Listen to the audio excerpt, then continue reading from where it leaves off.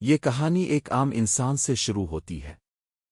ایک ایسا انسان جو ہر روز یہ سوچ کر سوتا ہے کہ کل بہتر ہوگا، مگر جب کل آتا ہے تو سب ویسا ہی رہتا ہے۔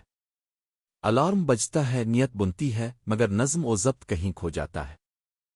اسی الجھن، تھکن اور اندرونی بے چینی کے عالم میں جاپان کی وہ خاموش مگر گہری دانائی سامنے آتی ہے جو چیخ کر نہیں، آہستہ سے انسان کی زندگی بدل دیتی ہے۔ یہ کتاب ہمیں کسی خوابوں کی دنیا میں نہیں لے جاتی بلکہ روزمرہ زندگی کے بیچ لا کھڑا کرتی ہے اور پوچھتی ہے، کیا تم واقعی اپنی زندگی کے مالک ہو؟ جاپانی فلسفہ یہاں یہ نہیں کہتا کہ سب کچھ ایک دن میں بدل دو، بلکہ یہ سکھاتا ہے کہ نظم و ضبط ایک خاموش عادت ہے جو روز تھوڑا تھوڑا بنائی جاتی ہے۔ کہانی ہمیں بتاتی ہے کہ زندگی کا بوجھ اس لیے نہیں بڑھتا کہ ذمہ داریاں زیادہ ہیں، بلکہ اس لیے کہ ہم انہیں صحیح ترتیب میں نہیں رکھتے۔ جاپانی اصول ہمیں وقت کی عزت کرنا سکھاتے ہیں، کیونکہ وقت کو کنٹرول کرنے والا انسان ہی اپنی زندگی کو کنٹرول کر سکتا ہے۔ یہاں نظم و ضبط سزا نہیں، آزادی ہے۔ جب انسان اپنے نفس پر قابو پانا سیکھ لیتا ہے تو دنیا خود بخود آسان لگنے لگتی ہے۔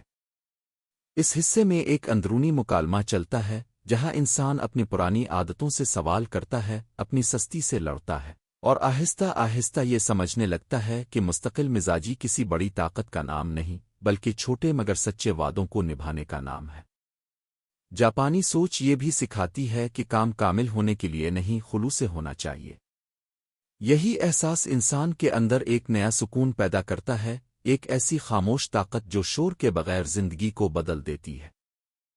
کہانی آگے بڑھتی ہے تو انسان یہ سمجھنے لگتا ہے کہ نظم و ضبط صرف کام کرنے کا نام نہیں، بلکہ چھوڑنے کا بھی نام ہے۔ جاپانی اصول ہمیں سکھاتے ہیں کہ غیر ضروری چیزوں، خیالات اور تعلقات کو چھوڑ دینا بھی زندگی کی صفائی ہے۔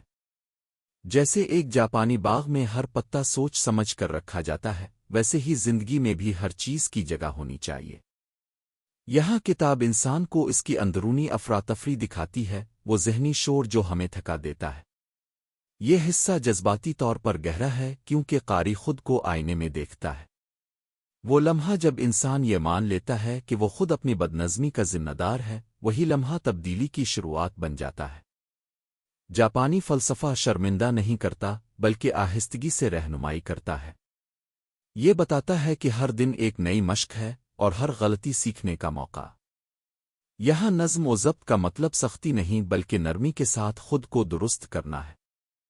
انسان یہ سیکھتا ہے کہ جذبات پر قابو رکھنا، فوری رد عمل سے بچنا اور خاموشی کو سمجھنا بھی طاقت ہے۔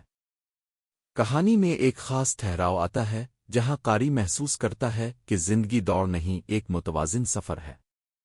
یہ حصہ امید جگاتا ہے کیونکہ اب نظم و ضبط خوف نہیں لگتا بلکہ سہارا بن جاتا ہے۔ آخری حصے میں کہانی اپنے عروج پر پہنچتی ہے جہاں انسان مکمل نہیں مگر بیدار ہو چکا ہوتا ہے۔ جاپانی اصول یہاں یہ راز کھولتے ہیں کہ نظم و ضبط کا اصل مقصد کامیابی نہیں بلکہ کردار ہے۔ وہ کردار جو تنہائی میں بھی خود کے ساتھ ایماندار رہے۔ انسان اب یہ سمجھتا ہے کہ مستقل مزاجی شور مچانے سے نہیں آتی بلکہ خاموشی میں جڑ پکڑتی ہے۔ زندگی اب بھی مشکل ہے مگر بکھری ہوئی نہیں۔ ہر دن ایک چھوٹا سا وعدہ ہے اور ہر وعدہ خود سے۔ کتاب کا اختتام کسی زبردست دعوے پر نہیں بلکہ ایک پرسکون احساس پر ہوتا ہے کہ اگر انسان اپنے معمولات درست کر لے تو اس کی سوچ، جذبات اور فیصلے خود بخود درست ہونے لگتے ہیں۔ جاپانی نظم و ضبط ہمیں یہ سکھاتا ہے کہ بڑی تبدیلی ہمیشہ اندر سے شروع ہوتی ہے۔ کہانی سننے والا آخر میں یہ محسوس کرتا ہے کہ یہ صرف ایک کتاب نہیں تھی بلکہ ایک خاموش استاد تھا جو بغیر شور کیے زندگی جینا سکھا گیا۔ اور شاید یہی اس کی سب سے بڑی طاقت ہے۔